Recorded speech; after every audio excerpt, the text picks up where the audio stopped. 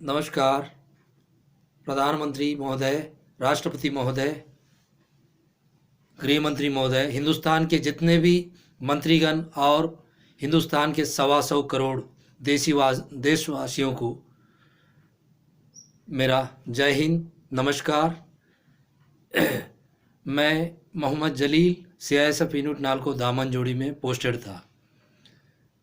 मैं नौकरी करने के दौरान पे यहाँ पे जो commandant CISF unit NALCO Damanjodi के कमांडेंट जोपनीय जो साहब यहाँ चोरी कराते थे और सामान चुरा कर सामान जवानों के साथ में प्लांट से रात में निकाल के अंबेडकर स्टेडियम के पास में बहुत बड़ा चर्च बनवाए और उनके घर में 20 जवान काम करते थे। और बुब्बली के पास विजयनगरम डिस्ट्रिक्ट में वहाँ पे एक हमारा एक हेड कांस्टेबल फायर का रामकृष्णा, उसके घर के पास में कमांडेंट साहब को ज़मीन दिलाया। वो यहाँ 5 साल था, 5 साल तक कभी भी वो ड्यूटी नहीं किया था। वो खाली सेकंड कमांडेंट के नाम पे लोग जवान हर इंस्पेक्टर तक उससे डरते थे कि ये जो कमांडेंट इनके काले कामों के बारे में, और मैं इनके खिलाफ़ मैं ऊपर में लिखा और मैं इनके खिलाफ़ आवाज़ उठाया। हमें चर्च में बाइबल भी देते थे पढ़ने के लिए, बोले, हमने मना कर दिया, प्रोटेस्ट किया। एक मैं हूँ, एक अनिल कुमार, सत्येंद्र कुमार, सुभाष, हम लोग 4-5 लड़के थे, हम लोग विरोध किए। तो अनिल को कंपलसरी रिटायरमेंट कर दिया, सत्येंद्र कुमार को कंपलसरी रिटायरमेंट किया, सुभाष को रिमूवल फ्रॉम की सर्विस किया। मुझे 11 चार्जशीट दिया कमांडेंट जोपनीय जो साहब, उनके खिलाफ़ मैंने आवाज़ उठाया बोल के। आज तक आज़ादी के 70 साल बाद में भी आर्मी से लेके जितने भी आर्म्ड फोर्स है, किसी जवान को आज तक 11 चार्जशीट नहीं मिला, मुझे दिया। तो मैं इसके खिलाफ़ 25 मार्च 2013 को तत्कालीन गृह मंत्री कांग्रेस गवर्नमेंट के उनको जाके मिल के मैं उनको बताया तो जब गृह मंत्री महोदय बोले कि मैं इसकी जांच करवाऊंगा, आज तक उसकी जांच नहीं हुई। मैं वहाँ दिल्ली से आने के बाद में मुझे 2/4/2013 को मुझे सस्पेंड किया गया। उसके बाद 11 चार्जशीट मेरे को एक करके मुझे 11 चार्जशीट दिए। मुझे इतना परेशान किए कि मेरी 11 इंक्वायरी अफसर अलग अलग इंक्वायरी करके मुझे बहुत तंग किए। जब इंक्वायरी रिपोर्ट मुझे 21/11/2013 को मुझे बाई पोस्ट भेजा गया उनके द्वारा, उसमें 15 दिन का समय दिया गया था। तो मुझे 6 दिसंबर 2013 में मुझे जवाब देना था। मुझे जवाब देने से पहले ही मुझे डिसमिस फ्रॉम सर्विस किया गया। मैं इसके खिलाफ़ हॉनरेबल हाई कोर्ट कटक में न्याय के लिए गया। हॉनरेबल हाई कोर्ट मुझे प्रोटेक्शन दिए। मेरा केस जब तक क्लियर नहीं होगा, मेरे बच्चों को स्कूल जाने के लिए और क्वार्टर का स्टे दिया गया। उसके बाद मेरे घर में 21/10/2014 को बिजली पानी काट दिए। फिर हॉनरेबल हाई कोर्ट में जाके मैं कंटेम्प्ट ऑफ कोर्ट किया। तो हॉनरेबल कोर्ट कमांडेंट साहब को 5/11/2014 को कोर्ट में बुलाया गया। वहाँ आके माफ़ी, गलती हो गई बोल के माफ़ी मांग के चले गए। फिर हॉनरेबल हाई कोर्ट के आदेश का फिर अवहेलना किए।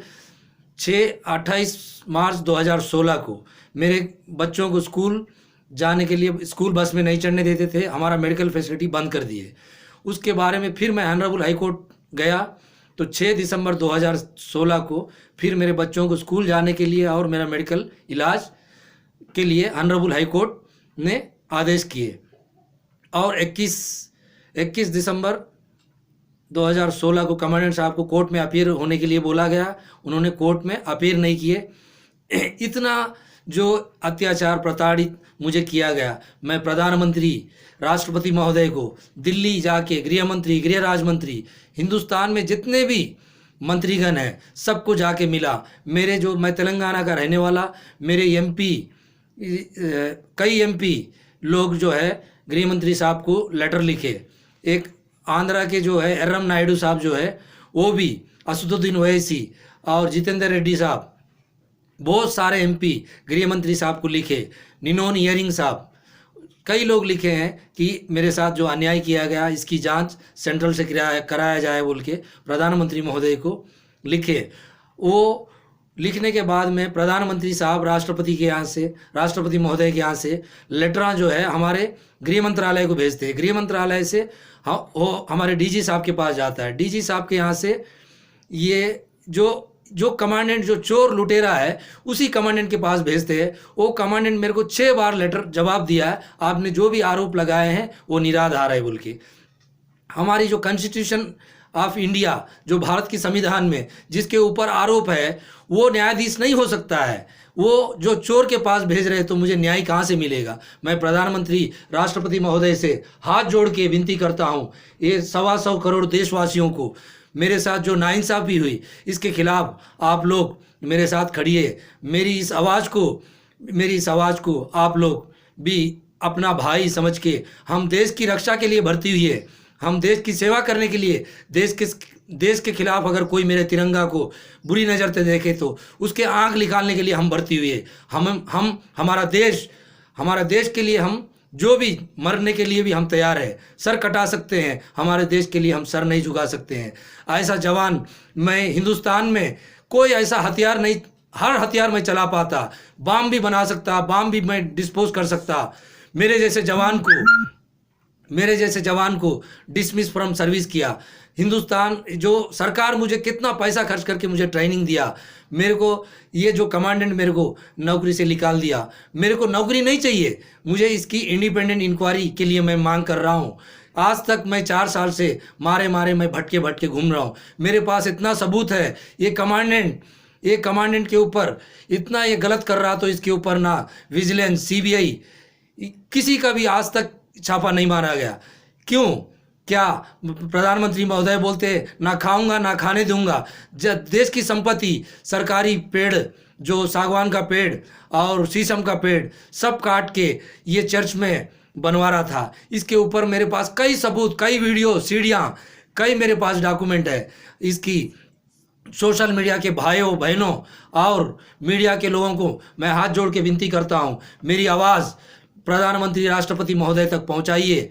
मेरे साथ नाइंसाफ़ भी हुई। अगर मेरे ऊपर 11 चार्जशीट में सेंट्रल से जांच कराने पे एक भी आरोप मेरे ऊपर सिद्ध हुई तो हिंदुस्तान की जनता के सामने, मेरे बच्चे और मेरी फैमिली के सामने इंडिया गेट के ऊपर फांसी दीजिए।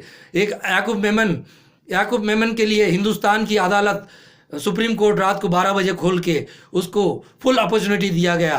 क्या मैं हिंदुस्तान के लिए शपथ लेके आया देश की सेवा करने के लिए, आज तक मुझे न्याय नहीं मिल रहा। क्या प्रधानमंत्री महोदय जवानों के साथ जाके दिवाली मनाते हैं? प्रधानमंत्री साहब, मैं भी आपका जवान हूँ, मेरे साथ नाइंसाफ़ी हुई, आप मेरी न्याय दिलाइए, इंडिपेंडेंट इंक्वायरी कराइए। जय हिंद, जय भारत।